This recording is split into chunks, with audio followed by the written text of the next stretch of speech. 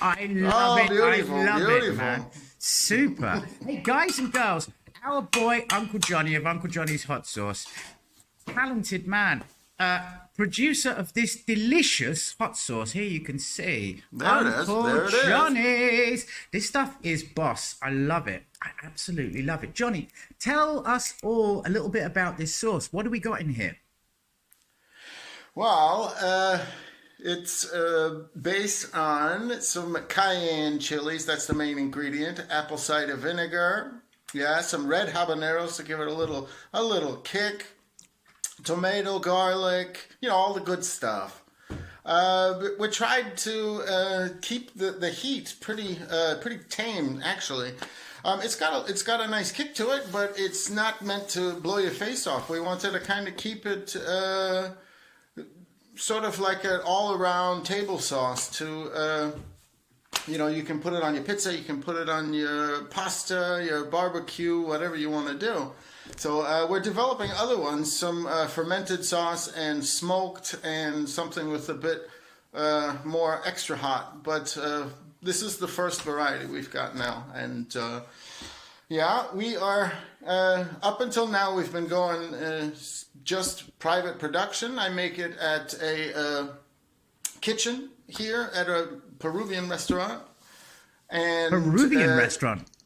Yeah, it's my... the wife of my wife's father, also known as my mother-in-law.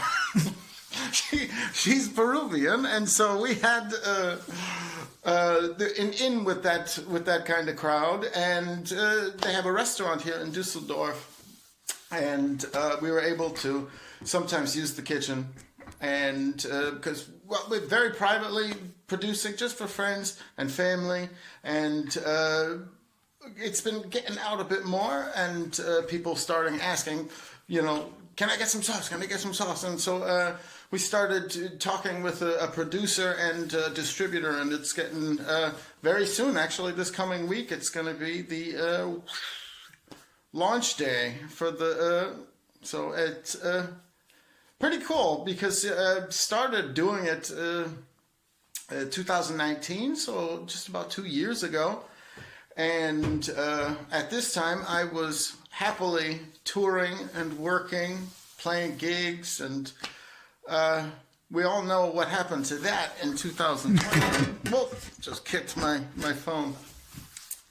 But yeah, when Corona hit, all of my work, with the trumpet and singing, I do a lot of singing as well, it just went down the tubes, right? We all know. And so I started thinking, what else can I do? Can I, other than just, drink myself into a big hole? But I decided to try to, make it into the real thing. And so it's taken a while, but it's finally coming along. And I hope people will enjoy it. What do you think? Take a nice sip of it. I think it's delicious. Yeah, hang on. I'll have a go. Give me a crack. I'm a specialist in these hardcore hot sauce trucks. Let's have a look. 1 second.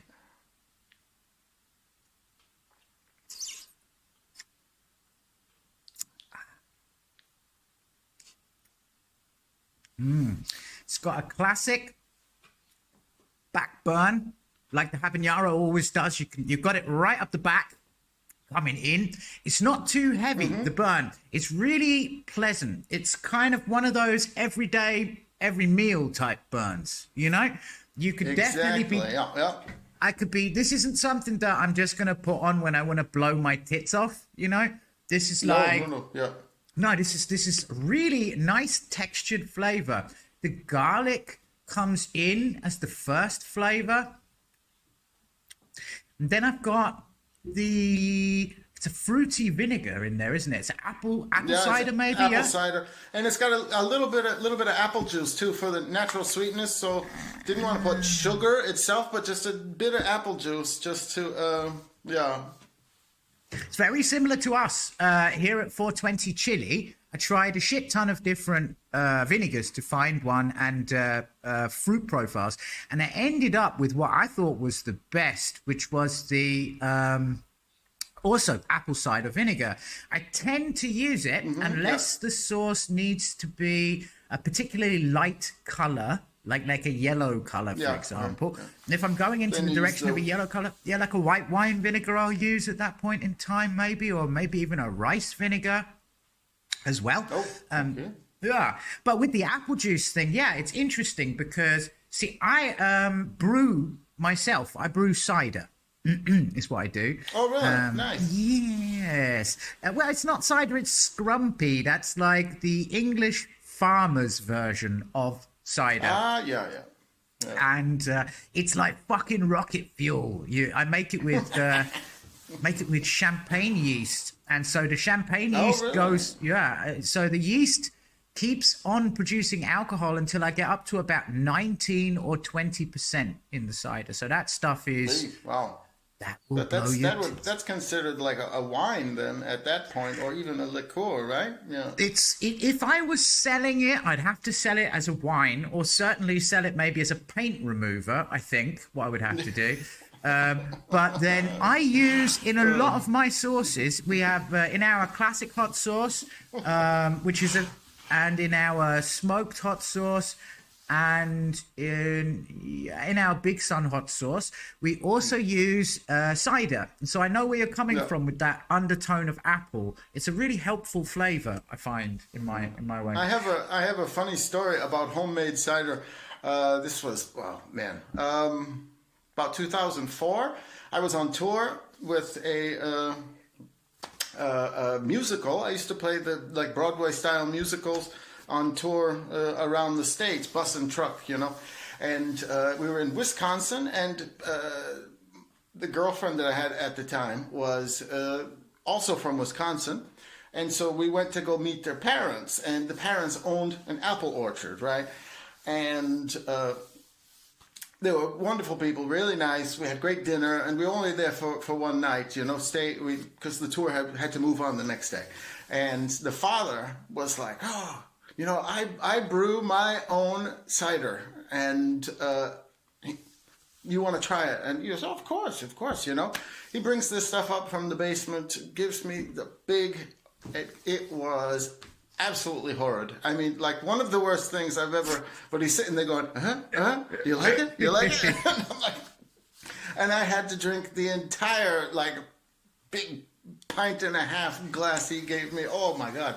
It was one of the worst things I've ever, and strong, like you said, probably 19-20% or something, and just sour and flat, no bubbles, no, just really, yeah.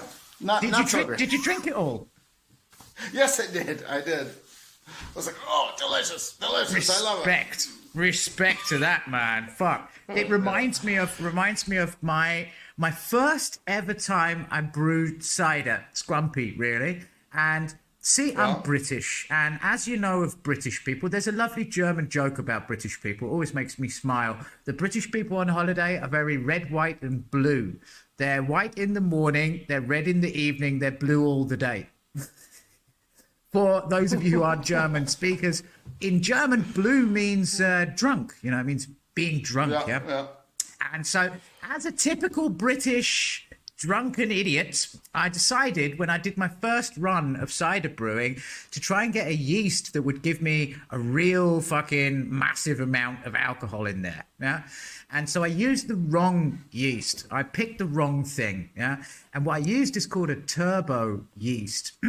Turbo yeasts, you normally use that to mix with water and sugar in order to make sort of like pure alcohols out of it. It makes a massive amount of alcohol in the thing. So I didn't really know this. I was inexperienced. So I brewed this stuff up and I waited 3 months for it to be ready, and then it was ready. I put it in some fucking bottles. It was round about Christmas time, yeah?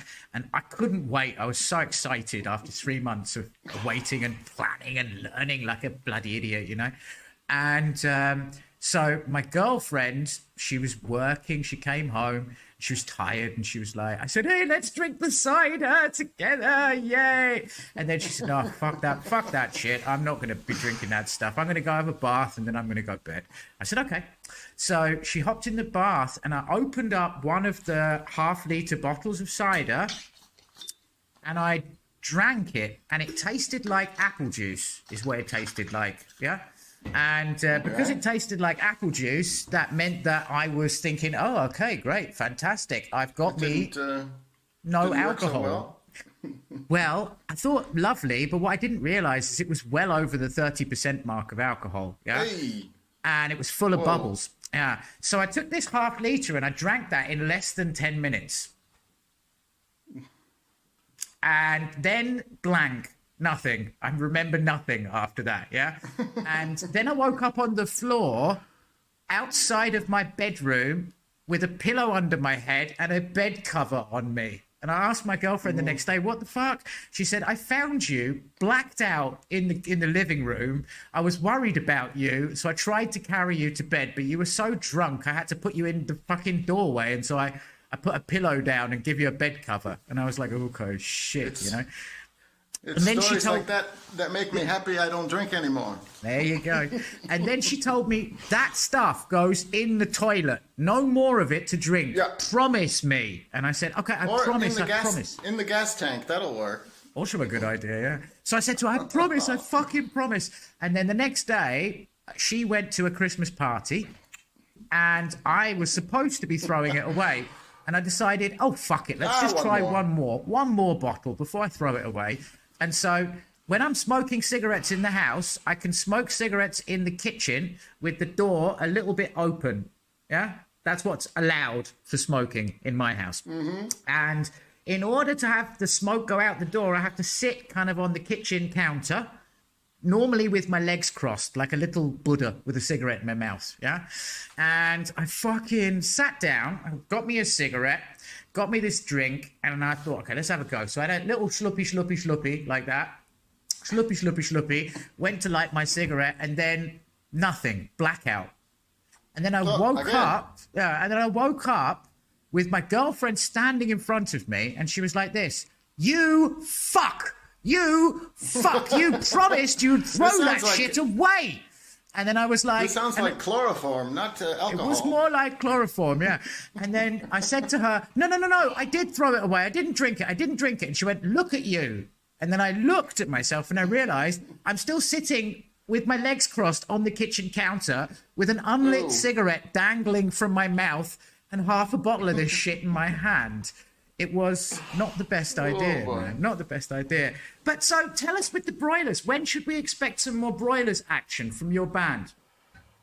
Oh, well, they actually have a new album coming out next month in April.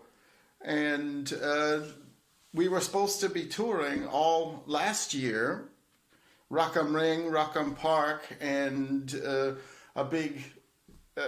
winter tour that was planned that didn't happen, like 25 city arena tour, all the big houses around Germany and Austria and Switzerland, but none of it happened, and it's all getting canceled again because of Corona, and so it's a nightmare. So we're hoping next year to be back out on the road. I mean, eventually, it's got to come back. From me and Uncle Johnny, for now, we'd just like to say a chowie to you all. And so, everyone, a ciao for now.